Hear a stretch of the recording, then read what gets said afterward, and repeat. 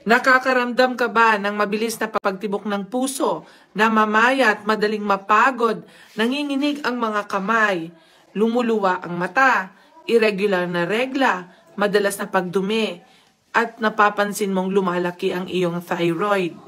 Baka meron kang hyperthyroidism. Mga simptomas yan ng hyperthyroidism. So ano ang gagawin mo kung meron ka nito? Maiging magpa-check up ka sa iyong doktor at maaaring ipa-check ang iyong thyroid function test.